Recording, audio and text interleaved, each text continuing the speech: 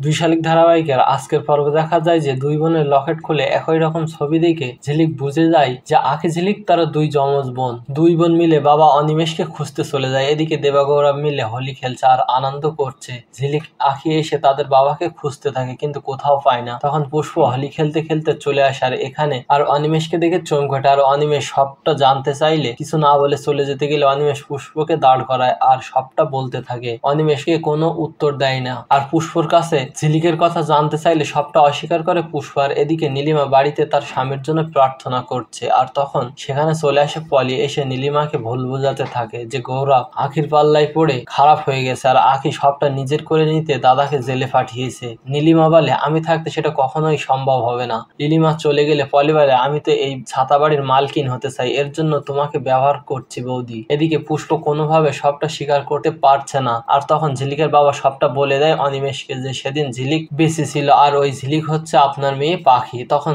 সেখানে চলে আসে দু বোন আর বাবাকে দেখে তারা জড়িয়ে ধরে। গৌরব দেবা এসে জানতে পারে যে আখি ঝিলিক তাদের বাবাকে ফিরে পেয়েছে। তখন পুষ্প ঝিলিককে বলে আমি তোকে ছাড়া বাঁচতে পারবো না রে মা। ঝিলিক বলে আমি তোমাকে ছেড়ে কোথাও কোনোদিন যাবো না, তবে ওই পিয়ারকে শাস্তির ব্যবস্থা আমরা নিজেরাই করব। তো বন্ধুরা কি হবে এবার সবটা দেখতে এখনই একটা লাইক দিয়ে কমেন্ট করে জানিয়ে দাও তোমাদের মতামত। ধন্যবাদ।